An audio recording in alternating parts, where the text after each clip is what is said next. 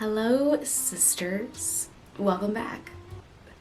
Recently, I've been hearing like my favorite YouTubers. They're Christian, motherly, homemaking YouTubers.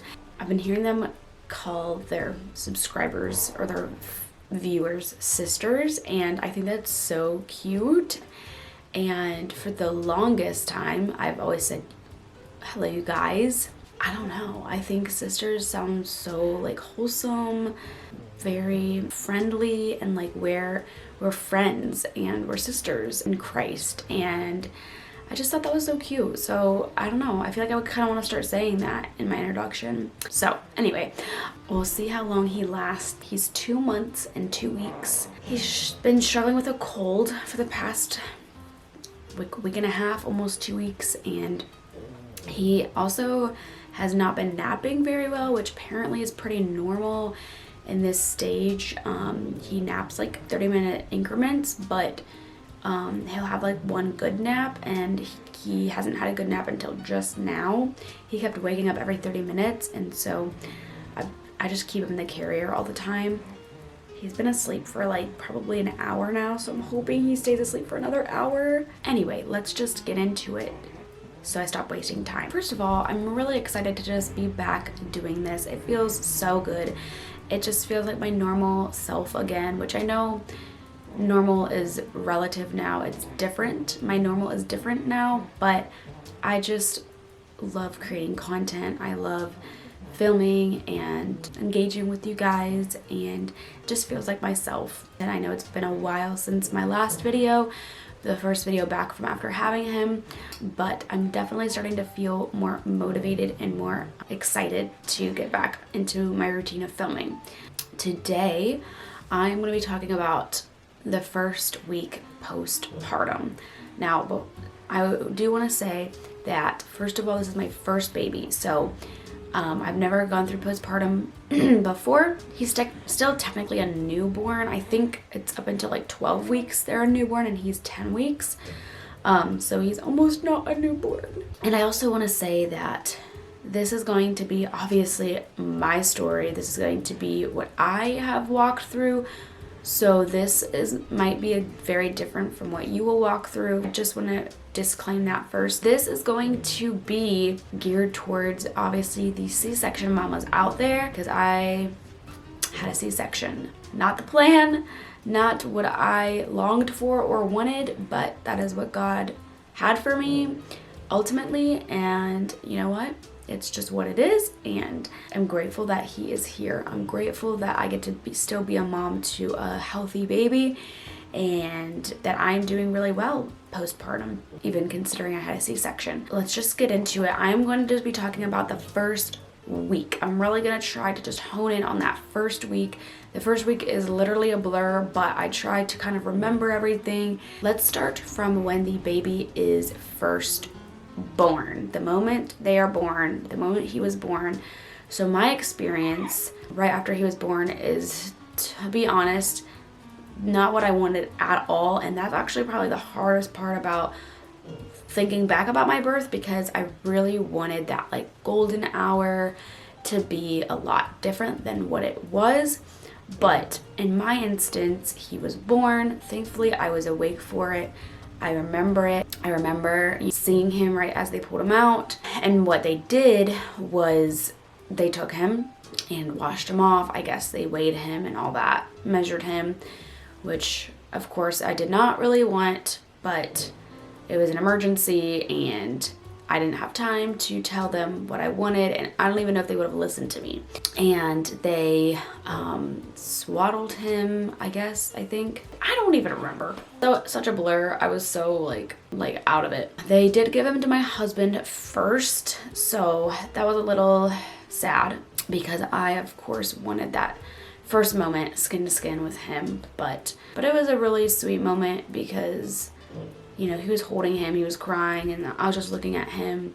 Of course, I was just so out of it that like I didn't really think much about how much I wanted to hold him at that point. I was just so drugged up, and once they stitched me all up and I was done with that, they did put him on my chest for, I think before we got wheeled into like the recovery room.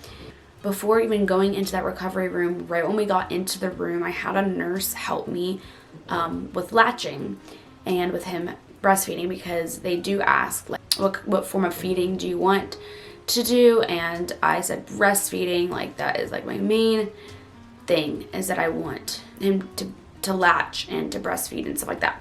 So that was like the very first thing. So I remember the nurse like grabbed my boob and she did like the manual stimulation to show my colostrum coming out, which was actually really cool, because prior to him being born, I didn't try to express any colostrum or anything like that. And so when she showed me that it was coming out, I was like, oh wow, that's actually really cool. I'm so thankful and so blessed that literally from like the very moment he tried to nurse, he latched really, really great. He has always been a great eater, a great latcher. And so, yeah, she helped me get him on there, which was really nice. And he was literally on there apparently for like an hour. I don't even remember it being that long, but I just remember like I had people talking to me, I had things going on, and next thing I know, the nurse is like, okay, he's been like eating for like an hour. And I'm like, what? Really? I just thought that was really sweet, because from all that we went through that day of labor and stuff like that, it just felt really special that he wanted to nurse that long, because especially since I didn't get to do skin to skin with him immediately, it was really sweet that he did that. You know, the nurse was like, he's using you as a pacifier, and I'm like, he's literally like not even an hour old. But I was like, even if he is, that's amazing, because I want him to use me as his comfort and as his means of calming himself. And that's literally what they do when they're first born. Like the mom doing skin to skin literally regulates their heart rate, regulates their body temperature, regulates like so many things. The whole time I was in the hospital, he was like skin to skin on me the whole time. I remember watching or reading somewhere that if you had a C-section or have to have a C-section, that doing skin to skin is so important afterwards, because they didn't, you know, go through the birth canal. They didn't have like the normal birth experience, the natural birth experience that they should have. And so doing skin to skin, and especially since he didn't get to do that at first, like it was really important to me. So I was like naked the whole time in the hospital. I mean, I had like that gown on, but my mind was just like all over the place, that I just didn't even care. Like my in-laws came in and my boobs were out, like the nurses would come in and all that stuff would be out, like, and I literally could care less. After the C-section, and this is if you have a C-section or if you don't have a C-section, usually they will press on your stomach. I think with both they do. And for me, with the C-section, it was really uncomfortable, but honestly, going through what I went through in my labor, it was whatever. Like I didn't love it. It wasn't the best, but I just dealt with it. The reason why they do this, it's called a fundal massage, and it's a massage to stop bleeding and to stop like cramping of the uterus, and it pushes all of the like blood out, because you don't want like blood clots or hemorrhaging or anything like that. So it kind of, you want to get everything out. They do that, I believe, like the first day, and then I know for a C-section they did continue to press on my stomach until I was even out of the hospital.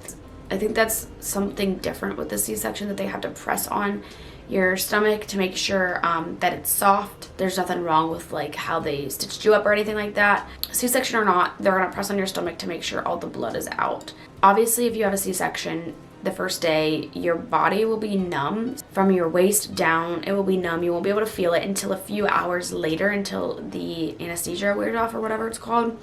That was a super weird feeling, because I've never experienced that before, and so like I couldn't wiggle my toes, I couldn't wiggle my feet.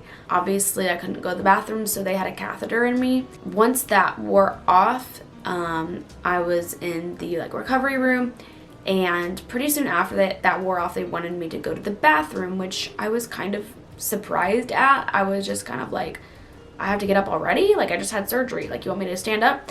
But this is really important. Trying to move a little bit every day is really important for not only like your recovery, but to get out of the hospital. And I wish I would have known that, but it's really important because if you don't stand up and walk around, they're not gonna like let you go. And then they'll probably hold you for like another day. If you can show them that you can stand up, you can go to the bathroom by yourself, all that kind of stuff, it's really important. The first bathroom experience is pretty humbling, I would say. I remember just the first time getting up, it was really, really hard. I'm sure with any type of labor delivery, it's hard to just get up in general, but with a C-section, like, you know, I'm not only just dealing with like now all my body parts are like jiggly and whatever, but I also have very much a lot of tenderness. I can't like really bend much because of the incision. And so it was really hard. I tried to do it like by myself for like the first time or second time, but I really had to get help. Like I remember my dad helping me. Honestly, whoever was in there would help me. Like the nurses would help me. I had a nurse help me the first time go to the bathroom, and then I tried to go to the bathroom while no one was in there, and that was kind of like bad because I didn't fall or anything, but it was definitely hard. Even just like getting on the toilet, even just like bending to get the toilet paper, stuff like that. I will say I was a little bit nervous to pee for the first time. Even though I had a C-section, I was pushing for a really long time. If you watched my labor and delivery video, my body was just naturally pushing for a really long time. And so I was really swollen down there. You know, things had stretched a little bit, but obviously nothing went through. You know, his head didn't go through or anything like that, but it was still really tender. And so I did end up like, they provided the peri bottle in the hospital, so I did end up like using that for like the first couple times that I went to the bathroom just to like give myself some relief. But honestly, like once I started peeing, it really wasn't bad. Like it definitely was not as bad as like probably vaginal delivery. I never had to use like any tucks or any like anti-itch, like hemorrhoid spray or anything like that. Never had to use like ice packs or anything like that. Just like some water was helpful. And so, but that was my first time going to the bathroom, but I wish I would have known that that was something that was really important to do after like all the numbness wore off, because they just kind of want you up and going after, like not like up and going and like walking around all the time, but like they want to see you progressing after the C-section so that you can go home. This is something I had no idea about a C-section. I guess from the medication and stuff like that, your skin gets super itchy. And I didn't really notice it at first. Like I was just kind of itching my legs. Like I would just like rub my feet together and they were itchy.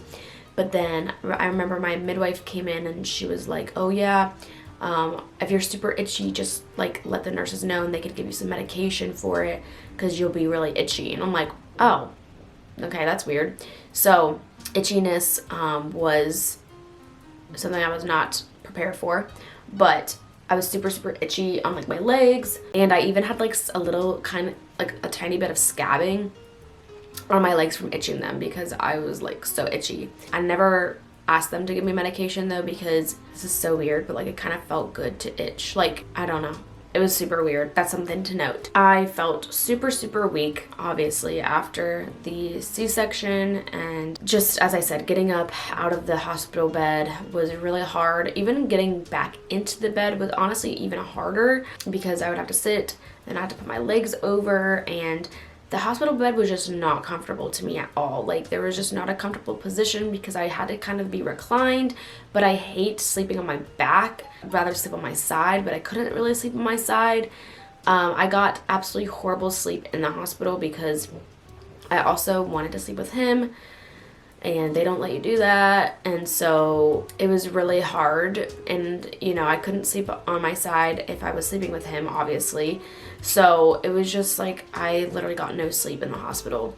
But that first day, honestly, like whether you have a C-section or you have natural or epidural, honestly, I think, at least from what I've heard, that you just have like energy. Like the Lord just gives you energy. You get like these hormones that just like make you feel like that you haven't been up for 24 hours. Like I was literally up for 24 hours and I didn't feel like that. Like I felt like I'm rested and whatever. So like, yeah, I didn't really need a lot of sleep because of those hormones. I don't know, this is what they did for me at my hospital, but they did put like a belly wrap over my belly, kind of like a girl or like waist trainer. It was just like a white like Velcro band, and that was honestly really helpful. I'm really glad they provided that because it really helped me feel like my stomach wasn't just like toppling out. It made me feel a little bit more like secure and stronger. I actually purchased one for my postpartum, but I left it at home. Obviously I didn't have time to get that, so I was really happy they provided that. They provided like the diapers and pads, but I will say that those were the worst thing. I wish I would have like had my husband go get like my Depends diapers or like Frida mom diapers or whatever, postpartum diapers, because the ones that the hospital gives you, so the like underwear are very thin and very flimsy, so they feel like they're like falling off, and then the pads are like barely sticky, and so the pads are always slipping all over the place. The underwear are like slipping around. Like it doesn't feel like anything's secure, and it feels like I'm just disgusting because there's blood leaking out of me. And so that was not a good experience. I did not like that, but they provide you with a lot of it. So I just like used literally all of them that they provided because I was changing it like all the time, every time I went to the bathroom, because they were just, it was so gross to me. First day postpartum, baby will be asleep for like a lot of the day. Again, it was such a blur to me. I don't even remember. Yeah, I just remember like he wasn't really awake at all. Again, like I just didn't feel super connected to him. I was on social media and like in the hospital I would see, you know, these women like kissing their babies and stuff like that. And like I had longed for this day, for this moment that this baby would come, and it was weird. Like I just didn't even feel like I wanted to kiss him. Like I just felt like it was so like unnatural that like he was here and that he was mine. Like it was just really weird. I just felt disconnected. And I think that's another thing that I just really am sad about. Like, I don't know if I would feel that, if I would have felt that way, if he would have come naturally and I would have been fully aware. But yeah, he was just kind of like there. And I was kind of like, huh? What? But he was not awake a lot. He would sleep a lot. He would not really get fussy much, other than like if he was really hungry. Which honestly, I just kept him at the boob like all the time, like always accessible to him. My dad came, my in-laws came, and those were the only people that came and saw me at the hospital. But like when they would hold him, he was asleep the whole time. And then other than that, I would always be holding him. Something my midwife did like tell us when we took our like labor class is that whenever the baby is awake for the first couple of days, that's just the cue to feed them. And so that's what I did. So like every time he would open his eyes, every time he would just be awake, I would just immediately like put him like on the breast. And that was honestly, I feel like so helpful because he never like cried or screamed. The only time he did was when he got his diaper changed. He hated that. And when they would take him to do like testing and stuff like that, like they tested like his hearing, all that kind of stuff, like jaundice, and he didn't like that being cold. Obviously, that's a horrible feeling for a newborn who just came out of the womb, which was super tight and warm and cozy. Again, like I said, I was doing skin to skin with him like all day. Like I didn't even put him in an outfit until the day we left, and then even after that, I didn't even keep him in outfits. They're so little when they're first born that even like newborn clothes don't fit them. At least fit him. And so I just kind of kept him in a blanket. That was just so easy to just do skin to skin with him if he was in a blanket.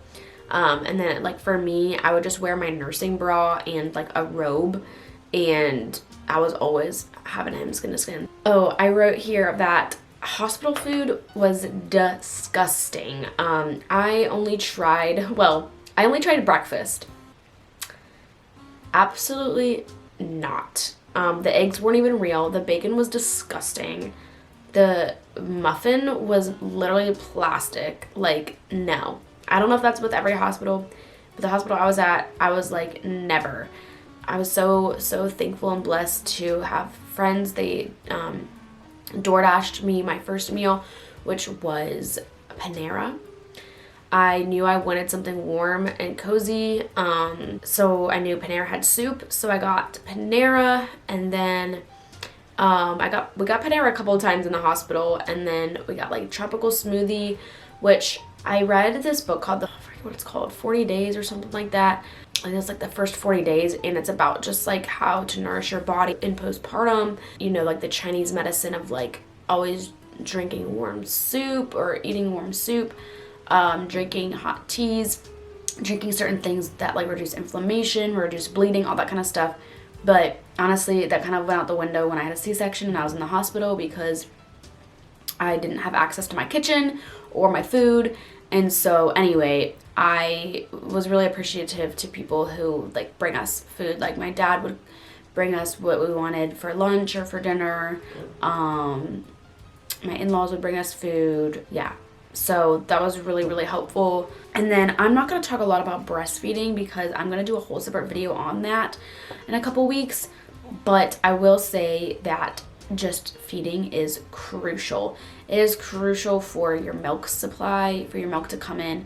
I honestly feel like that is the reason why like I have had such a great nursing experience, is because I just fed him literally, as I said, whenever he would wake up. I can't really remember, like I don't think I ever woke him up to feed him, because I didn't ever see that as a problem. They did say, like they told me to track every time I would feed him.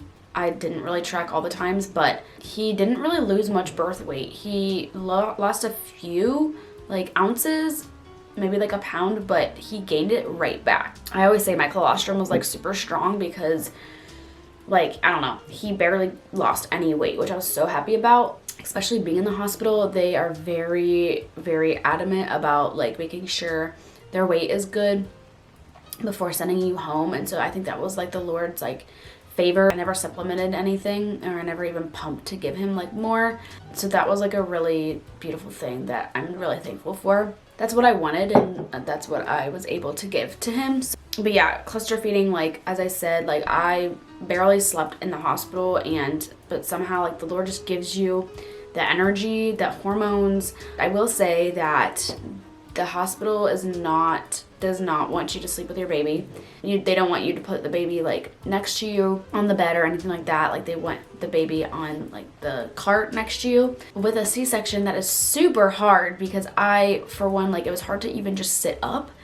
And then also to sit up and grab the baby that's like higher than the bed. It is really hard and really painful to do that. And like my husband had been up for over 24 hours. So he was just trying to sleep, and I didn't want to wake him up to get the baby. But anyway, I really wanted to sleep with him, because that way he was there next to me. I wanted him to be skin to skin on me the whole time. And they would always swaddle him, which I personally don't swaddle. They put him in a swaddle twice. They didn't ask me if I wanted him swaddled. They just did it, but I allowed it for a couple times just because it did help him sleep, and so I could just get a little bit of sleep. But I don't think I ever went over 3 hours or even 2 hours without him feeding. The days jumbled together. Like honestly, I remember day 2, I was just up like all night, and so when the sun finally came up, I was like, oh, okay, it's morning, I guess. In the hospital, you get woken up, or you get interrupted every 2-ish hours. So that I did not like at all. That was really annoying to me, but I will have to say that the nurses that I had were so sweet. I can't really complain much, but it's just annoying to get, poked and prodded and stuff like that every 2 hours. Honestly, I'm going to say the nicest thing is that they would change his diaper for me. I didn't even change his diaper until like the day that I left the hospital. So I didn't really ever have to change his meconium poop, which honestly I'm totally fine with, because it was really gross and sticky. So Jack and my dad actually like changed his meconium diapers, and he was always really great about peeing and pooping. He peed and pooped so much in the hospital, so I was so happy about that. I think this was on day 2. Yeah, it was. They gave me a stool softener to help me poop, and help me to kind of flush out everything. And I'm kind of happy they did that, but at the same time, it was horrible. Horrible. So I took the stool softener. I still hadn't really eaten much. And then I ate Panera again.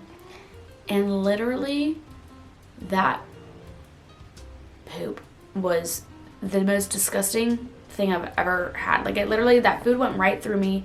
While I was eating, I had to go to the bathroom. And it smelled so so bad. I think it was like all the drugs and stuff like getting flushed out of me. I don't even know, but it was horrible. I don't know. I'm sure that's not the case with like a natural delivery if you didn't have any medication or anything like that, but it didn't hurt and it wasn't painful. I wasn't really scared to poop, so at least that was a win. That's what I tell everyone. It's like, at least a C-section, I'm not scared to poop or pee. So the annoying thing about also being in the hospital was that the doctors would always be coming in. People would always be coming in. Random people, especially because I was a home birth transfer, a lot of people questioned me. A lot of people asked me questions that were kind of like not appropriate. And it was really annoying, especially being freshly postpartum. And then my husband was like still sleep deprived and like so out of it. So he couldn't really help answer the questions. And so, yeah, it was just a lot. But day 2, breastfeeding started becoming really painful. The first day was fine. Like the first day he was born, it was fine because like I was still, you know, it was like just getting started. Like it wasn't really hurting. But, you know, he's eating all the time. And a baby, from the moment they're born, they don't latch perfectly every time. And so, you know, whenever he would eat, sometimes he wouldn't latch correctly. You'll get bruising, broken skin. So that's all I'm going to say about that, because I'll go into more detail. But also with breastfeeding, I forgot to mention that you will have cramping. So I knew this, and I didn't know if I would experience it since I had a C-section and I was on like a bunch of pain medication. But I did experience it. I still experienced it. It wasn't super bad, at least to me. So I don't know if like the pain medication kind of like covered it up, but I did still feel them though. And so that was a really crazy experience, and they lasted about like a week, I would say. Every time I would feed him, I would have some cramping, but it's so cool because it means that your uterus is contracting and going down. Breastfeeding isn't a beautiful thing. I know some people maybe don't want a lot of people coming and visiting in the hospital, but that honestly is what helped me so much feel like my normal self and just process everything that happened, was having like my dad come, my in-laws come, my midwife come and talk to me during the day, especially because I was so sleep deprived. It was really nice to have them come and just kind of entertain me and just be there for me, because I think if I was alone with just my husband, I think it would have been harder. And the fact that I felt supported and had people just come and hang out with me and bring me food was just really nice.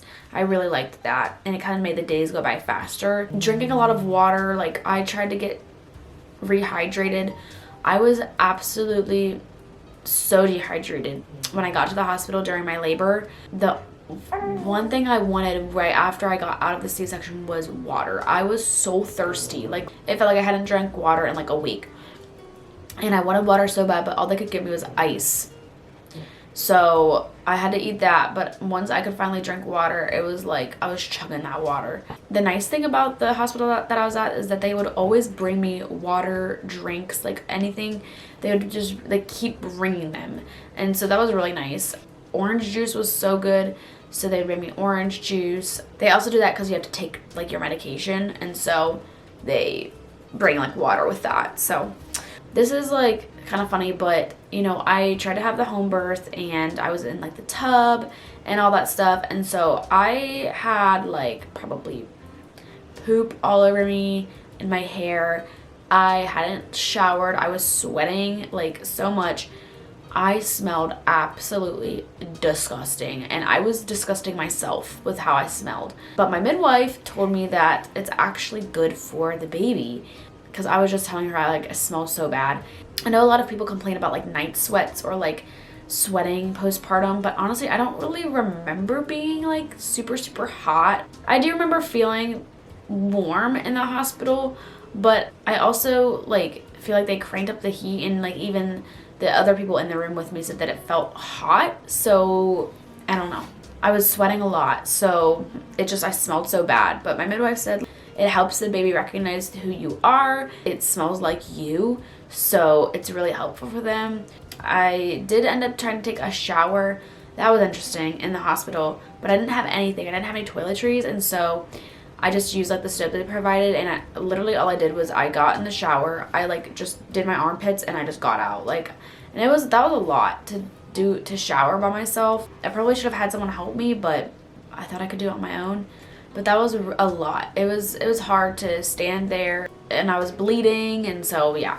Day 3, the hormones really started to like kick in. I got out of the hospital, so we thought we would be able to get out of the hospital early. We didn't end up getting out until 4 p.m., which was really annoying. I wanted to get out there so bad, but I will say, I wanted to walk out to the car, but honestly, the hospital is really big, and so I used a wheelchair, and I'm glad I did. It was a long walk down, and so using a wheelchair is really important. And I was mentally doing a lot better when I got home. Finally, when we got home, I just felt so much more at peace. I felt so much more comfortable. And then I finally took the first shower, and that was the most amazing shower I've ever taken. I don't know, it was so good. And I did shower by myself. I took a very long shower. I don't even know how long it was, but I took my time. I will say that my boobs were super sore, and so even like the water kind of hurt on them. I washed my hair, and that was so nice. Washing my body, I put my lotion on, and it smelled so good, and I just felt like a whole new human after I took that shower. Baby-wise, he was still sleeping a lot, and babies are very noisy sleepers. I remember in the middle of the night, you know, he would be sleeping, and I would be Googling, is this sound normal for babies? Like, I was just really concerned. I remember I used the humidifier, like, on the first night because it sounded like he was stuffy. And my husband was like, what does that sound like? Is he okay? Is he stuffy? And so I probably didn't need the humidifier, but I just used it because it's just like scared me. But yeah, they're super noisy. They have very weird noises that they make, and it's totally normal. So they usually sleep around 14 to 17 hours out of 24 hours. So they're sleeping a lot, and they don't have a circadian rhythm, and their circadian rhythm doesn't even start being established until like week 12. So he's still not even like really in a circadian rhythm yet. And then of course, like waking them up to eat if it's been over 3 hours, but that was never like a problem with me. I just don't ever remember it ever being over 3 hours that he wasn't awake and he needed to eat. So day 4, so this was the first full day home. I don't really remember a lot of this, but day 4, my milk started to come in like at night, but it didn't really come in fully until the next day. My boobs were starting to get really big, but they still weren't, nothing was coming out yet. So it was still colostrum, but they were starting to fill up with milk. And so they were starting to get like engorged and starting to hurt. My in-laws stayed, they were with me for like 2 weeks, and then we ended up leaving and going with them back to where they live, because they don't live here where we live. And so we were with them for like a month after he was born. That help was really important, and really, really just amazing. We had friends drop off food every day. We felt very supported, and that is very, very important in your first couple of days, is to feel supported, to feel like you don't need to do anything. Even though I wanted to do things, especially when I was home, I'm glad that I had people to do it for me, and they were very adamant about helping me and not letting me do things. So that was like so important and so helpful. At this point, I'm just using postpartum pads in my underwear, and that was completely fine. And I don't know if having a C-section makes a difference, but I just didn't bleed that much. My bleeding was very minimal. I never had like clots or anything like that. I didn't have a lot of bleeding. And actually the bleeding that you have postpartum is called, it's called lochia bleeding. So there's like a cycle of the bleeding. So at first it's dark red, and that lasts 3 to 4 days. So by the time I left the hospital, I was kind of done with that. That's when you can get the clotting, get the hemorrhaging, like all that stuff. And then the second stage is brown, and so that lasts about 4 to 12 days, and you shouldn't have any clotting at that point. It should just kind of be like the end of your period looking. The third stage is like yellowish white, and that can last 12 days to 6 weeks. My bleeding was very mild, and I believe around like week 5 or 6, I don't really remember, I didn't track it, but I was like completely done and I have no bleeding now. I mean, I'm 10 weeks postpartum, and so I don't even wear panty liners in my underwear, which is crazy because I always wear panty liners. But the only thing is every time I cough or sneeze, I pee a tiny bit. I did a lot of work with my pelvic floor in pregnancy, but there's only so much you can do. You're still gonna pee a little bit. So that's the only annoying thing. But anyway, day 5, my milk officially came in, and that is a whole, again, I'm not going to speak on that too much because there's a lot that I could talk about with that and how I kind of helped it. It's a lot though. When your milk comes in, it's really painful.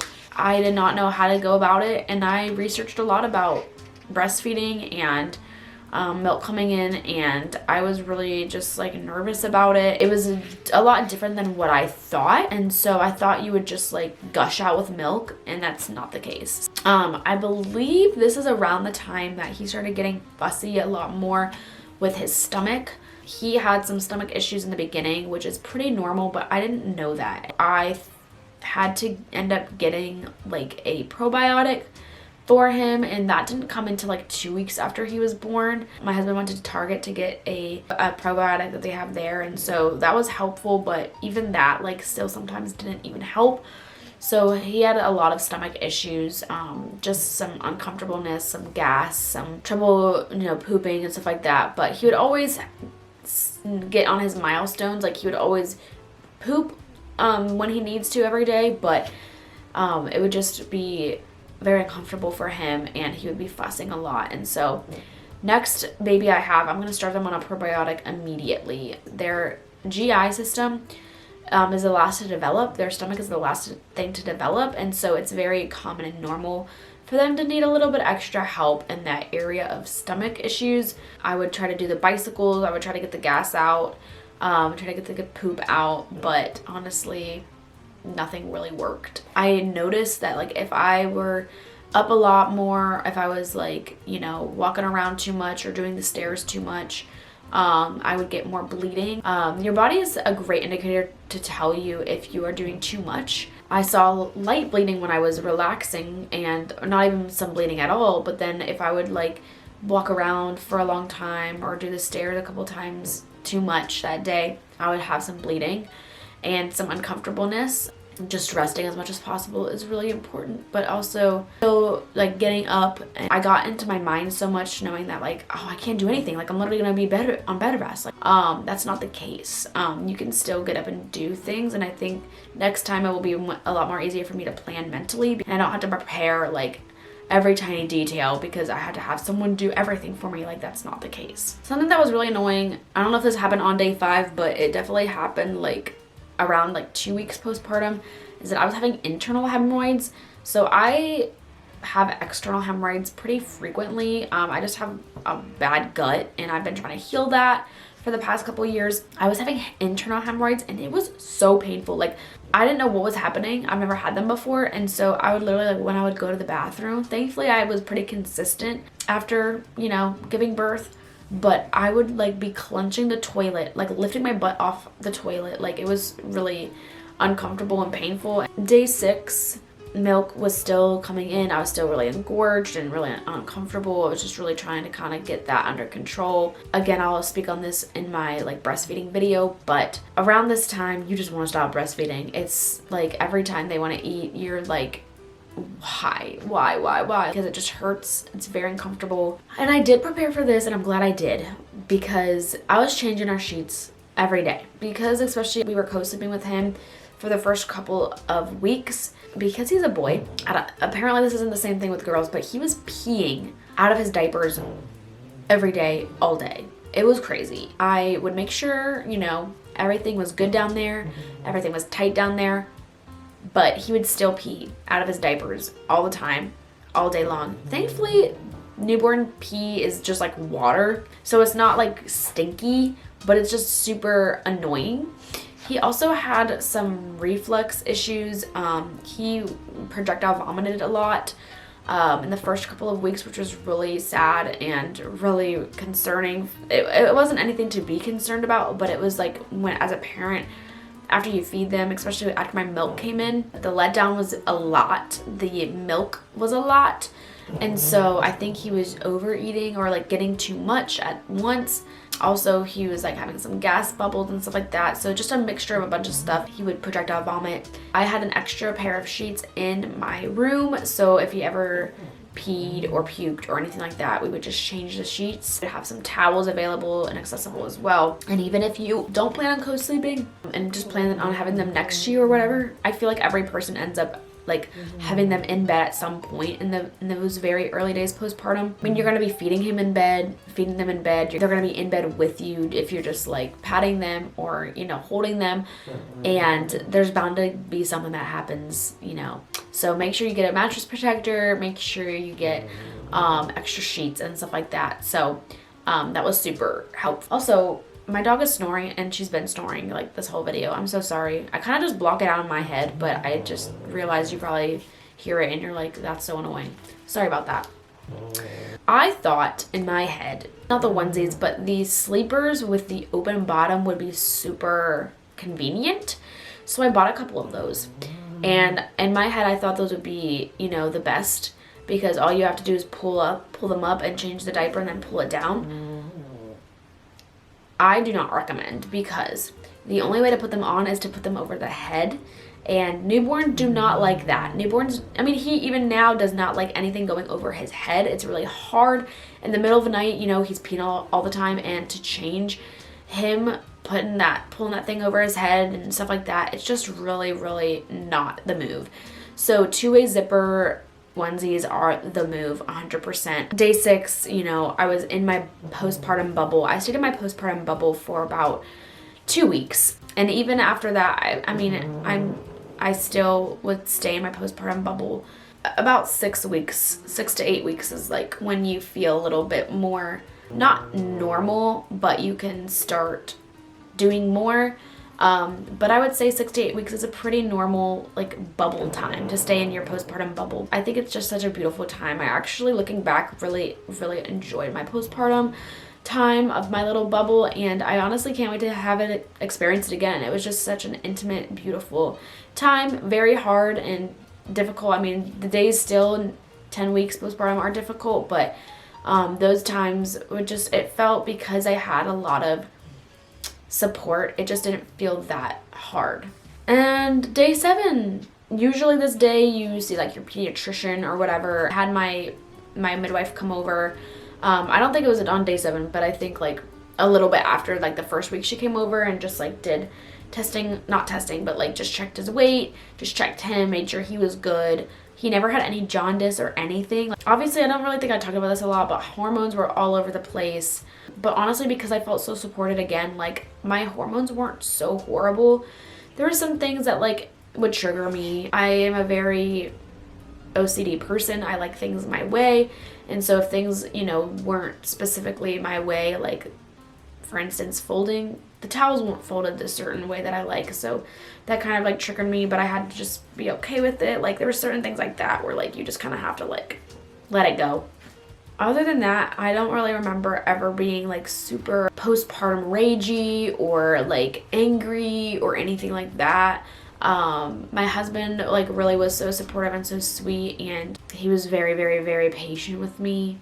Even if I would snap or anything like that, he was just so patient with me because he knew, and he was told a lot by my midwife. It's normal.